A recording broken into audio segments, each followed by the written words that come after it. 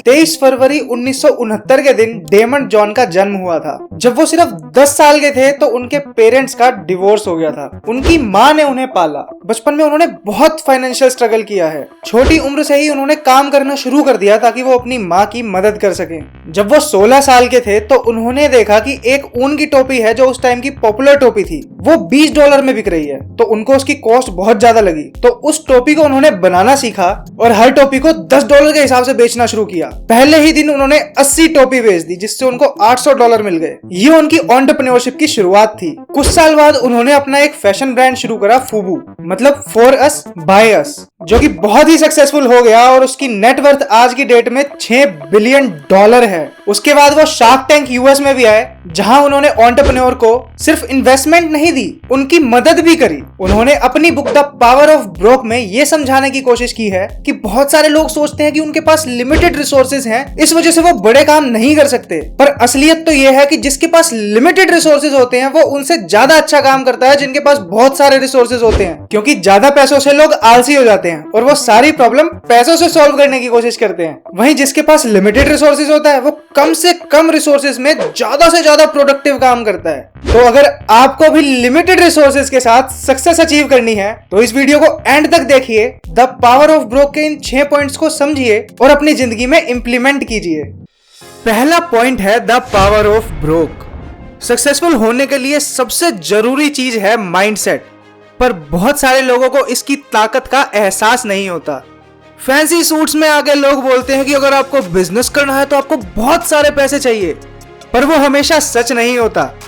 जब आप एक मुश्किल सिचुएशन में होते हैं, जब आपके पास कोई ऑप्शन नहीं होता सिवाय आगे बढ़ने के, रिजेक्शन झेलने के और सेटबैक्स को स्टेपिंग स्टोन्स बनाने के, तब सक्सेसफुल बनना आपकी मजबूरी बन जाती है। द पावर ऑफ ब्रोक हालातों को बदल सकता है। इसका मतलब है क्रिएटिविटी से सोचना, चांसेस लेना, हमेशा सेफ्टी के बारे में ना सोचना।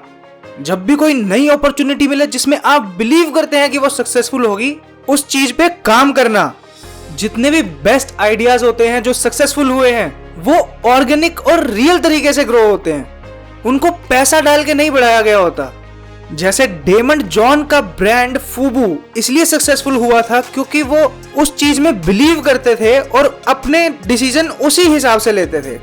कभी कभी आपको ऊंचाइयां छूने के लिए अपने लोएस्ट पॉइंट पे भी जाना पड़ता है, जब आपके पास हारने के लिए कुछ नहीं होता और जीतने के लिए सब कुछ होता है। बहुत सारे स्टार्टअप इसीलिए फेल होते हैं कि वो सिर्फ पैसों पे निर्भर होते हैं। उनके पास एक जेन्युइन आइडिया नहीं होता। सिर्फ एक बहुत अच्छा प्रोडक्ट बनाने से सक्सेस नहीं अचीव होती। उसके पीछे के आइडिया में आपको बिलीफ होना चाहिए, अपने काम को लेके रियल होना चाहिए। ये चीज रिलेशनशिप में भी देखी जा सकती है।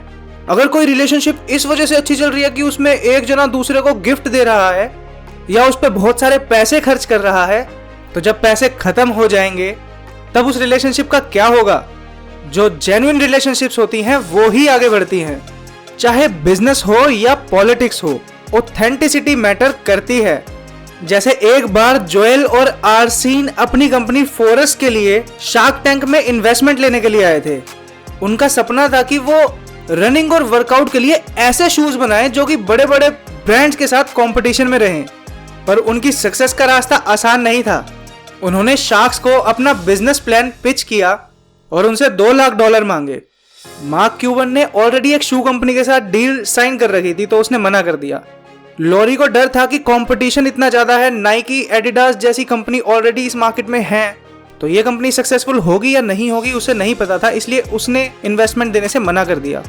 केविन को आगे काफी चैलेंजेस दिख रहे थे और उसकी वैल्यूएशन के हिसाब से उसने इन्वेस्टमेंट देने के लिए मना कर दिया। रॉबर्ट को फॉरेस्ट के जूते अच्छे लग रहे थे, पर उसे इन्वेंट्री मैनेज करने का एक्सपीरियंस नहीं था, तो उसने डेमंड को बोला अगर तुम इस पार्टनरशिप को ज्वाइन करोगे तब मैं इन्वेस्ट कर दूंगा। डेमंड ने इस बारे में सोचा और उसने देखा कि फॉरेस्ट ने ऑलरेडी $5 लाख की सेल कर रखी है पिछले 6 महीने में, तो पैसे देने से प्रॉब्लम हटने की बजाय प्रॉब्लम आ सकती है।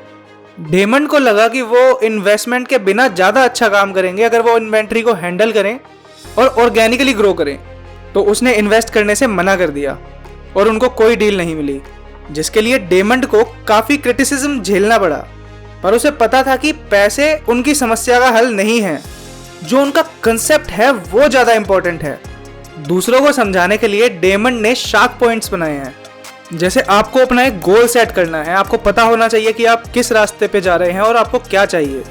आपको उस फील्ड के बारे में अच्छी तरह पता होना चाहिए, कॉम्पिटिटर के बारे में पता होना चाहिए। जो भी आप कर रहे हो उसके लिए आपको पैशनेट होना चाहिए। आपको ये समझना चाहिए कि आप एक ब्रांड हैं, जो आप करेंगे उससे आपका ब्रांड डिफाइन होगा। और जब आप काम करना शुरू करें तो हमेशा आगे बढ़ते रहें, कंसिस्टेंटली अच्छा काम करते रहें। आज की दुनिया में जहां कंपटीशन इतना ज्यादा है, आपकी डिटर्मिनेशन और ऑथेंटिसिटी आपके बिजनेस में एक डिफरेंस ला सकती है। रमेश बाबू, कल्पना सरोज, रितेश अग्रवाल, जितने भी हमें ये एक्स्ट्राऑर्डिनरी लोग दिख रहे होते हैं, इन सब में एक चीज कॉमन होती है, वो सक्सेस के लिए डिटरमिन्ड होते हैं। वो द पावर ऑफ ब्रोक को अपना चुके होते हैं। इनके पास पैसे नहीं थे, उन्होंने बहुत सारे चैलेंजेस झेले और उनके पास जो रिसोर्सेज थे उन्हीं का यूज करके ये सक्सेसफुल हो गए। द पावर ऑफ ब्रोक का मतलब है चाहे आपके ऑड्स कितने भी कम हो, पर कुछ भी करके आपको सक्सेसफुल होना है।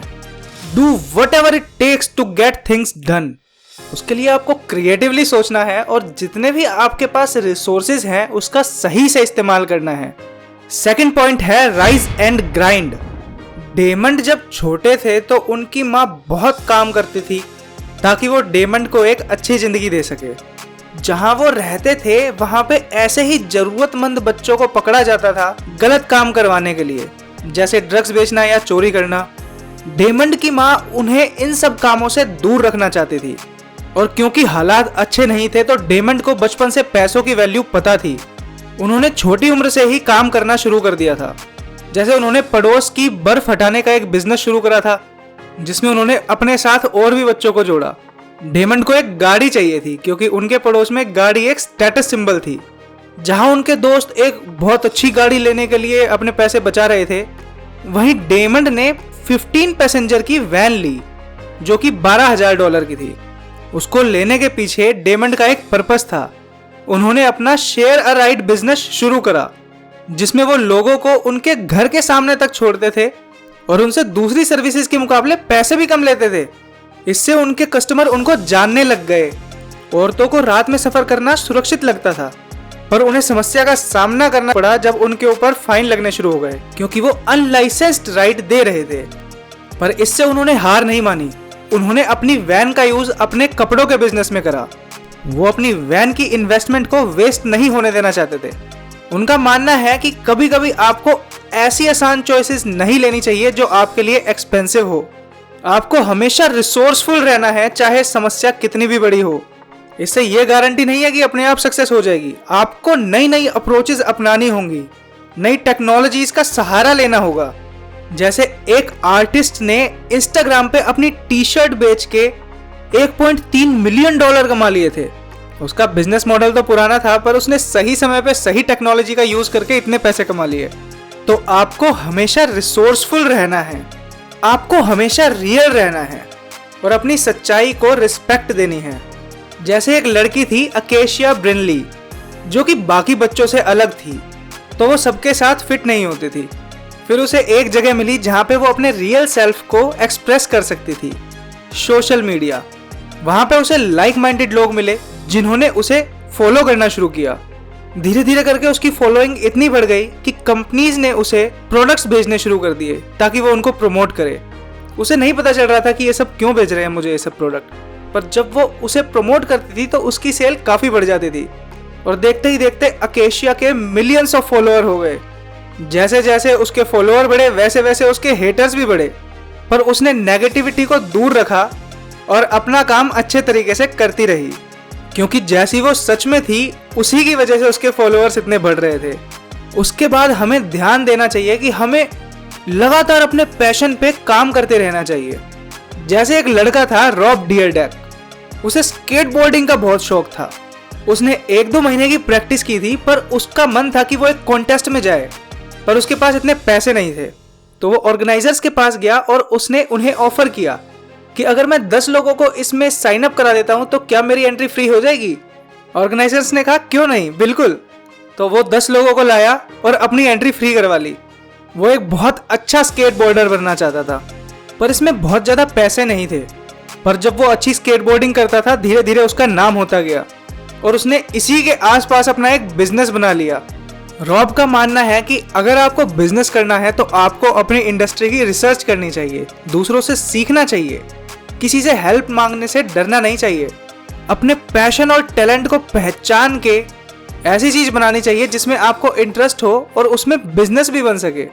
उसके बाद आता है be first, look under every rock for every last dime. यानी कि आपको आपके बिजनेस में हर चीज पता होनी चाहिए। 2014 में शार्क टैंक में एक इंसान आया था, क्रिस्टोफर ग्रे, जो कि स्टूडेंट्स को उनकी स्कॉलरशिप दिलाने में मदद करता था, क्योंकि उसने अपने टाइम पे बहुत मुसीबतें झेली थी। उसके पास बहुत सारे पैसे नहीं थे और वो अपने स्कूल की फीस भी अफोर्ड नहीं कर सकता था। तो उसने बहुत सारी जगह स्कॉलरशिप अप्लाई की और फाइनली उसे एक जगह से $20,000 की स्कॉलरशिप मिल गई। ये उसके लिए बहुत बड़ी जीत थी। पर वो वहीं नहीं रुका, उसने बहुत सारी स्कॉलरशिप ली जिसको मिला के $1.3 मिलियन हो गए थे। वो $1 मिलियन स्कॉलर के नाम से जाना जाता था। पर वो इस सक्सेस को अपने पास नहीं रखना चाहता था, वो इसको बांटना चाहता था। तो उसने इस चीज के बारे में स्टूडेंट्स को एजुकेट करना शुरू किया और एक ऐप बनाई, स्कॉली, जिसमें स्टूडेंट्स को वो पर्सनलाइज्ड लिस्ट देता था स्कॉलरशिप्स की, जिसमें वो अप्लाई कर सकते हैं। जब वो शार्क टैंक में आया था तो उसकी एप्लीकेशन 92,000 टाइम्स डाउनलोड हो चुकी थी, जिसमें हर डाउनलोड के उसे 99 सेंट मिले थे। तो लॉरी और डेमंड उससे काफी इंप्रेस थे और उन्होंने $40,000 दिए 15% स्टेक के लिए, जिससे क्रिस काफी खुश था। अब हम आते हैं थर्ड पॉइंट की तरफ, मनी चेंजेस एवरीथिंग। कई बार बिजनेस में प्रॉब्लम आती है ओवर फंडिंग की। यह सुनने में कंफ्यूजिंग है, पर इसे हम इस तरह से समझ सकते हैं कि अगर हम कोई चॉकलेट बहुत सारी खा रहे हैं शुरू में तो हमें अच्छा तो लगेगा, पर उससे हमें बाद में काफी समस्याएं हो सकती हैं। जैसे जो स्मॉल बिजनेस होते हैं, अगर उनके पास बहुत सारे पैसे आ जाए तो वो तुरंत सारे पैसे खर्च करने की सोच लेते हैं, जब तक उनका प्रॉफिट भी इतना ज्यादा नहीं बन रहा होता। कई बार जिनके पास बहुत सारे पैसे होते हैं वो स्ट्रेस्ड रहते हैं, खुश नहीं रहते, और जिनके पास कम पैसे होते हैं वो अच्छे तरीके से काम करते हैं और उन्हें अपने काम में खुशी होती है। तो अगर आप कोई बिजनेस शुरू करना चाहते हो तो आप बहुत सारे पैसों के पीछे मत भागो। शुरू में अपने बिजनेस को स्टेप बाय स्टेप ग्रो करो, बहुत सारा लोन मत लो शुरू में ही। ये शुरू में मुश्किल लगेगा, पर ये आपको एक अच्छी पोजीशन पे लाके खड़ा करेगा। जैसे एक इंसान था, उसने अपने कपकेक के बिजनेस में शुरू में $1 लाख रुपए इन्वेस्ट किए, पर उसे प्रॉफिट इतना अच्छा नहीं हुआ, तो उसने अपने बिजनेस का एक हिस्सा $50,000 के लिए बेच दिया ताकि उसके पास और पैसे आ सके, जिससे वो अपना बिजनेस चला सके। पर वो अपने इन्वेस्टर के पैसे वापस नहीं कर पाया, क्योंकि उसके बिजनेस के खर्चे इतने ज्यादा थे कि उसे इतना प्रॉफिट नहीं हो रहा था। पर वहीं अगर उसे शुरू में जो 5-10 हजार का प्रॉफिट हो रहा था, उसी से वो उस बिजनेस को आगे बढ़ाने का सोचता, तो उसका बिजनेस काफी अच्छा हो सकता था। जो बिजनेस से प्रॉफिट होता है, उसी से बिजनेस को आगे बढ़ाने की प्रोसेस को बूटस्ट्रैपिंग कहते हैं। जब बहुत सारे पैसे आते हैं तो वो ज्यादा पैसों की वजह से बड़ी मिस्टेक हो जाती है। जब हमारे पास कम पैसे होते हैं तब भी हम वो मिस्टेक करते, पर उससे हमें इतना नुकसान नहीं होता और हम आसानी से रिकवर कर लेते। जैसे मार्क ज़करबर्ग ने शुरू में ही बहुत सारे पैसे नहीं ढूंढे इन्वेस्टर से, उसने अपना आइडिया एक कॉलेज में इम्प्लीमेंट किया और जब उसने देखा कि ये काम कर रहा है, ग्रोथ ऑर्गेनिक हो रही है, तब उसने इसे बड़े लेवल पे करना शुरू किया। उसने रियल मार्केट फीडबैक ली, ना कि सिर्फ अपने रिश्तेदारों से पूछा और दोस्तों से पूछा और मान लिया कि ये चीज अच्छी है। आप जब कोई काम कर रहे हो तो आपको अपनी प्रॉब्लम्स को सॉल्यूशंस में बदलना है, क्योंकि कई बार जो आपके लिए प्रॉब्लम होती है वो दूसरे के लिए सॉल्यूशन बन सकती है। जब भी कोई बिजनेस उसके कस्टमर की जिंदगी में वैल्यू ऐड करने के लिए किया जाता है तो मनी तो बाय प्रोडक्ट की तरह आती है, मनी कोई प्राइमरी गोल नहीं होती। अगर लोगों को बहुत अच्छी वैल्यू दी जाए तो पैसा तो अपने आप आ जाएगा। और याद रखिए कि जब भी आप कोई काम करते हैं तो उसके लिए कमिटेड रहिए। कई बार ऐसा होता है कि आपको लगता है आप अपनी जिंदगी में लोएस्ट पॉइंट पे हैं, कुछ सही नहीं हो रहा, पर तभी एकदम से चीजें अच्छी होती चली जाती हैं। जब भी आप कोई काम करो तो आपको हमेशा अपने आप को पुश करते रहना चाहिए। आपको पता होना चाहिए कि आपको इसे सही तरीके से करना है और आपको हमेशा तैयार रहना है। फोर्थ पॉइंट है व्हाट इट इज। कई बार जब आप कुछ करने की सोचते हो तो आपके सामने काफी सारे चैलेंजेस होते हैं। जैसे डेमन जॉन को डिसलेक्सिया था उनको पढ़ने में बहुत प्रॉब्लम होती थी, फिर भी उन्होंने क्रिएटिव तरीकों से अपने आप को सक्सेसफुल बना लिया। एक समय ऐसा था कि उनके पास अपनी कंपनी फूबू की एडवर्टाइजिंग के लिए पैसे नहीं थे, तो वो क्रिएटिव बने। उन्होंने फूबू के कपड़े म्यूजिक वीडियोस में देने शुरू करे, मूवीज में देने शुरू करे। फिर धीरे धीरे उन्होंने नए तरीके निकाले अपने ब्रांड को प्रमोट करने के। जब मुश्किलें आती हैं तो बिजनेस को क्रिएटिव होना होता है। जैसे डोमिनोज ने कस्टमर फीडबैक के हिसाब से अपने पिज्जा की इंग्रेडिएंट्स चेंज कर दिए, जिससे वो रिसेशन के टाइम पे भी काफी अच्छा ग्रो कर रहा था। बहुत सारे लोग जब फंडिंग लेने जाते हैं तो वो सिर्फ वो बताते हैं कि उन्हें क्या चाहिए, पर उन्हें फोकस करना चाहिए कि सामने वाली पार्टी को क्या चाहिए और कस्टमर्स को क्या चाहिए। क्योंकि बात सिर्फ पैसों की नहीं होती, बात होती है वैल्यू प्रोवाइड करने की। जिससे आप इन्वेस्टमेंट मांग रहे हो उसके बारे में इंफॉर्मेशन पता होनी चाहिए और ऐसी डील होनी चाहिए जिससे दोनों पार्टीज को फायदा हो। जब भी आप कुछ शुरू करो तो उसमें आपको कुछ अलग करना है। जैसे एक लड़का था मोजाया, उसे अलग अलग तरीके के कपड़े पहनना अच्छा लगता था, उसे रेगुलर टाइज अच्छी नहीं लगती थी, उसे कुछ अलग चाहिए था, तो वो अलग अलग तरीके की स्टाइलिश बो टाइज पहनता था। उसके पास इतने पैसे नहीं थे तो उसने अपनी दादी से बो टाइज बनाना सीखा और इस तरह से उसका बिजनेस मोज बाउज शुरू हुआ। धीरे धीरे उसके स्टाइल को स्कूल में लोग अप्रिशिएट करने लगे, लोगों को उसका स्टाइल अच्छा लगने लगा और धीरे धीरे वो और स्टाइलिश बो टाइज बनाने लगा। उसने अपने एक छोटे से प्रॉफिट पे उस बो टाई को बेचना शुरू किया। फिर धीरे धीरे उसने टी शर्ट बेचनी शुरू की और दूसरी चीजें बेचनी शुरू की। पर जिंदगी में बड़ा बदलाव जब आया जब वो नेशनल टेलीविजन पे गया, स्टीव हार्वी शो में भी गया। तब मोज बाओज एकदम से स्पॉटलाइट में आ गई और बहुत सारे ऑर्डर आने लगे। उसके बाद वो शार्क टैंक में आया जहां पे डेमंड जॉन के साथ उसकी इन्वेस्टमेंट डील हुई, क्योंकि डेमंड ने उसे पैसे के साथ साथ मेंटरशिप देने का भी वादा किया था। आपको हमेशा ये याद रखना चाहिए कि आपको अच्छा रहना है, सिर्फ अच्छा दिखना नहीं है। आपके अंदर ह्यूमिलिटी होनी चाहिए। जैसे टिम फेरिस कोई बहुत अच्छे बैकग्राउंड से नहीं आया था, उसके पास बहुत सारे पैसे नहीं थे, पर उसके सपने बड़े थे और वो दुनिया में कुछ अच्छा बदलाव करना चाहता था। वो नहीं चाहता था कि लोग पुराने तरीकों से जिए और पूरी जिंदगी 9 से 5 काम करे ताकि वो लास्ट के कुछ साल एंजॉय कर सके। तो उसने वर्क लाइफ बैलेंस के ऊपर अपनी एक बुक लिखी। वो खुद को एक राइटर नहीं मानते थे और उन्हें काफी सारे पब्लिशर ने मना कर दिया, पर उन्होंने हार नहीं मानी और इंटरनेट का सहारा लिया। ब्लॉगर्स से बोला कि आप मेरी बुक को प्रमोट कीजिए और देखते ही देखते टिम की book the 4 hour work week New York की बेस्ट सेलर बन गई। इस बुक की वीडियो का लिंक डिस्क्रिप्शन में आप देख सकते हैं। टिम ने सिखाया कि आपको परसिस्टेंट रहना चाहिए, आपको अच्छा रहना चाहिए और जेन्युइन रहना चाहिए। जिंदगी में चैलेंजेस आते हैं पर उसको आपको अपॉर्चुनिटीज की तरह देखना चाहिए। जब आपके अंदर पैशन होता है तो आप सक्सेस के लिए कुछ भी करने को तैयार हो जाते हैं और सही टाइम पे सही अपॉर्चुनिटीज पे आपको एक्शन लेना आना चाहिए। अब हम आते हैं 5th पॉइंट पे। Broke isn't just personal. आपके पास जो भी है उसका यूज करके आपको ज्यादा से ज्यादा अचीव करना है। ये चीज सिर्फ लोगों पे अप्लाई नहीं होती, ये बड़ी कंपनीज पे भी अप्लाई होती है। बड़ी बड़ी कंपनीज भी लो कॉस्ट स्ट्रेटजीज से ही सक्सेसफुल होती हैं। प्रोडक्ट को और कंपनी को इन 4 स्टेजेस से गुजरना होता है। पहला, आइटम, ऐसा प्रोडक्ट जो किसी की जरूरत पूरी करे। दूसरा, लेबल, ऐसा नाम जो शायद अभी याद नहीं हुआ है बहुत सारे लोगों को। तीसरा, ब्रांड, ऐसा लोगो जो आपकी कंपनी की रेप्यूटेशन है। Brands are stronger. और चौथा, लाइफस्टाइल, वो ब्रांड लोगों की जिंदगी का हिस्सा होना चाहिए जिससे आप उन्हें दूसरे प्रोडक्ट्स भी दे सकें और उनको अच्छे एक्सपीरियंसेस दे सकें। बड़ी बड़ी कंपनीज कुछ पैसे भी बढ़ाती है अपने प्रोडक्ट्स पे तो उन्हें करोड़ों का फायदा हो जाता है। तो आपको ये समझना चाहिए, चाहे आपके पास जगह कितनी भी छोटी हो, रिसोर्सेज कितने भी लिमिटेड हो, पर आप बड़े काम कर सकते हैं। अगर आप ग्रो भी हो जाएं तो आपको टिके रहना है, अच्छा काम करते रहना है और जितने रिसोर्सफुल आप उस समय थे जब आप 0 पे थे उतना ही रिसोर्सफुल रहना है। आपको एक विजनरी बनना है, अपना खुद का एक स्टाइल रखना है। जैसे एक कंपनी है जनरल मिल्स जो कि अपने सीरियल्स और स्नैक्स के लिए फेमस है, पर एक समय था जब वो नेचर वैली के नाम से जानी जाती थी और वो अच्छा परफॉर्म नहीं कर रही थी। पर इतनी समस्याओं के बाद भी वो टिकी रही और एक मैनेजर हायर किया जिसको उन्होंने काफी कम बजट दिया और उस मैनेजर ने कमाल का काम कर दिया। उसने टीवी एड्स में बहुत सारे पैसे खर्च नहीं किए। वो रिजॉर्ट में गया और अलग अलग जगह गया जहाँ पे उसने नेचर वैली के ग्रेनोला बार्स दिए।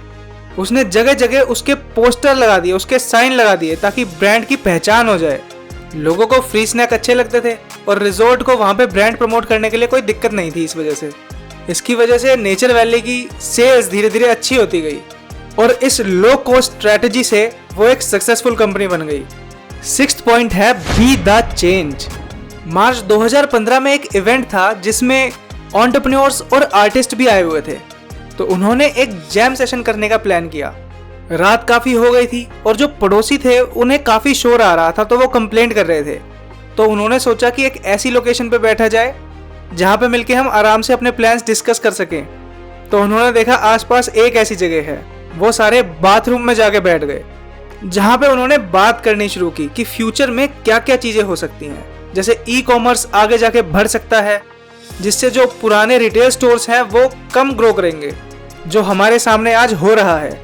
इसी तरह काफी सारे आइडियाज सामने आए और एक चीज सामने आई कि टाइम एक ऐसी चीज है जो पैसे नहीं खरीद सकते और बिजनेसेस टाइम को ही बचाना चाहते हैं, उसका मैक्सिमम यूज करना चाहते हैं और कम से कम टाइम में ज्यादा से ज्यादा पैसे बनाना चाहते हैं। जैसे ऑनलाइन पेमेंट सर्विसेज और कैब सर्विसेज हमारा टाइम बचाती हैं। दुनिया तेजी से बदल रही है और आपको भी उसके साथ तेजी से बदलना होगा। पावर ऑफ ब्रोक का मतलब है कि हार्ड वर्क करना, स्मार्ट वर्क करना और एफिशिएंटली काम करना। आज हमारे पास इंटरनेट है जिसकी वजह से आपको बहुत सारे पैसों की जरूरत नहीं है, बहुत सारे कनेक्शंस की जरूरत नहीं है एक सक्सेसफुल बिजनेस बनाने के लिए। आपको कोई टेक जीनियस होने की जरूरत नहीं है, बिलियनियर होने की जरूरत नहीं है। आपको पैशन चाहिए, क्रिएटिविटी चाहिए और एक एंटरप्रेन्योरियल स्पिरिट चाहिए जिससे आप सक्सेसफुल हो सकते हैं। पहले के जमाने में अगर किसी को कुछ बेचना होता था तो वो बड़े बड़े रिटेल सेलर्स के पास जाता था, पर अब वो जमाना नहीं है। आप अपना सामान डायरेक्टली ऑनलाइन बेच सकते हो।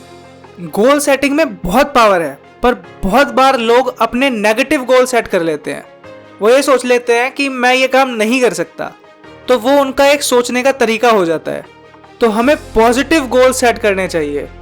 इस कंसेप्ट को डिटेल में समझने के लिए आप think and grow rich book पढ़ सकते हैं या उसकी वीडियो देख सकते हैं जिसका लिंक डिस्क्रिप्शन में है।